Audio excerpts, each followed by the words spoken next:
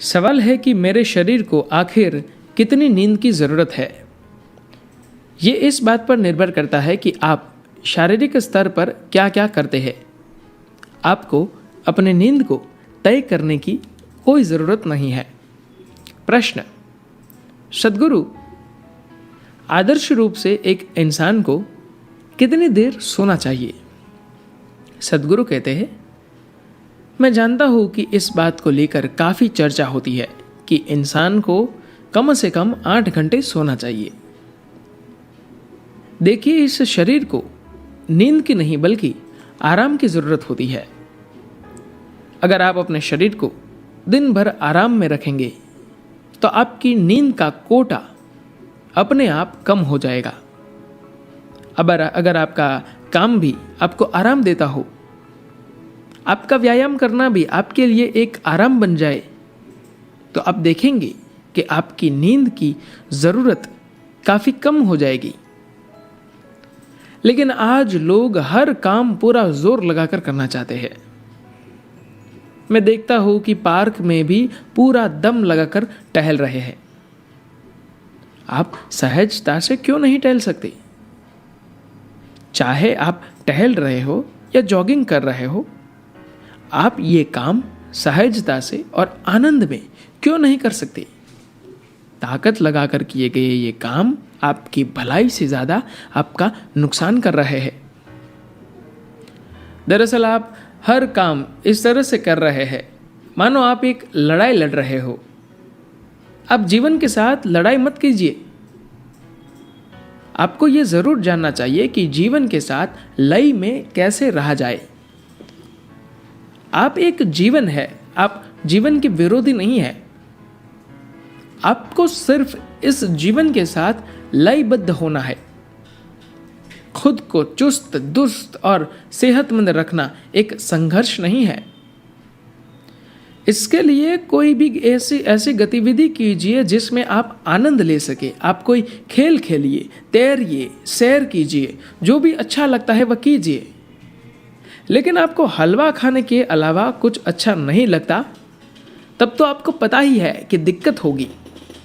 नहीं तो किसी काम को सहजता के साथ करने में कोई दिक्कत नहीं है।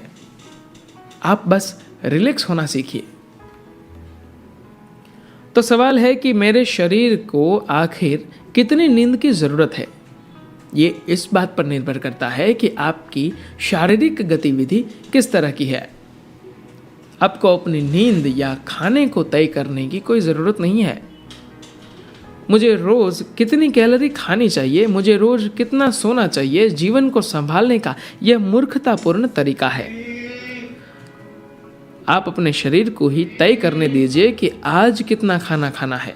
आज आपकी गतिविधि का स्तर कम था, इसलिए आपने कम खाया। कल आपके कामकाज का स्तर बहुत ऊंचा होता है तो आप ज़्यादा खाएंगे। यही बात नींद पर भी लागू होती है। अगर आप खूब सहज और आरामदेह स्थिति में रहते हैं तो आप जगे हुए रहेंगे। आपके शरीर को किसी अलार्म से जागने की ज़रूरत नहीं होनी चाहिए। एक बार शरीर जब पूरी तरह से रिलैक्स हो जाए तो फिर यह अपने आप जग जाएगा। अगर जीवन जीने की ललक है तो आपके सिस्टम को ऐसा ही होना चाहिए। और अगर यह बिस्तर को एक कब्र के रूप में देख रहा है तो यह उससे बाहर नहीं आना चाहेगा। अगर आपको इस मौत से बाहर निकालने के लिए किसी की ज़रूरत पड़ती है तो यह खुद में एक समस्या है। आपको अपने शरीर और मन को ऐसा रखना चाहिए जिससे इनमें हमेशा जीने की चाहत बनी रहे। उनमें जिंदगी से भागने की चाहत नहीं होनी चाहिए। यह सब कुछ इस पर निर्भर करता है कि आप जीवन को किस तरह से ले रहे हैं। अगर आप एक खास तरह की मानसिक स्थिति में है जहां आप जीवन से बचना चाहते हैं तो नींद एक अच्छा जरिया बन जाती है। तब आप ज़्यादा से ज़्यादा खाना और सोना चाहेंगी। आप चाहे जो कुछ भी खाए, सोने से कम 2 घंटे पहले आपका खाना हो जाना चाहिए। अगर ऐसा नहीं होता है तो आपका खाना बेकार चला जाता है। क्योंकि अगर आप खाना पचाना चाहते हैं तो आपकी मेटाबॉलिक क्रिया काफ़ी ऊंची होनी चाहिए, जबकि सोने के लिए कम स्तर के मेटाबॉलिक क्रिया की ज़रूरत होती है। अगर आप खाते ही सो जाते हैं तो शरीर को समझ ही नहीं आता कि वह क्या करे। उस स्थिति में या तो शरीर आपको सोने नहीं देता या फिर यह खाए हुए भोजन को हजम नहीं कर पाता। अगर आप खाने के 2 घंटे या उससे कम समय के भीतर सो जाते हैं तो आपके द्वारा खाए हुए भोजन का 80% हिस्सा बेकार चला जाता है। सोने से पहले पाचन का काम पूरा हो जाना चाहिए।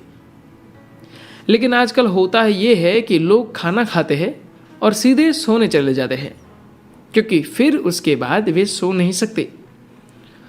लोग आज ऐसी मानसिक अवस्था में पहुंच चुके हैं जहां उन्हें तब तक नींद ही नहीं आती जब तक वे खाने से अपना पेट भर नहीं लेते और शरीर को शिथिल नहीं बना लेते। अगर आपके साथ भी ऐसा हो रहा है तो आपको इस बारे में ध्यान देने की जरूरत है। अगर आप भी बिना पूरा पेट भरे सो नहीं सकते तो समझ लीजिए कि आपको तुरंत कोई कदम उठाने की जरूरत है। ये मामला नींद से जुड़ा नहीं है, बल्कि यह एक खास तरह की मानसिक अवस्था है। तो सवाल फिर वही है कि कितना सोया जाए। इसका जवाब होगा बस जितनी शरीर को नींद की जरूरत है। नींद और खाने के बारे में अपने बजाय शरीर को फैसला लेने दीजिए, क्योंकि आप इनके बारे में सही फैसला नहीं ले सकते।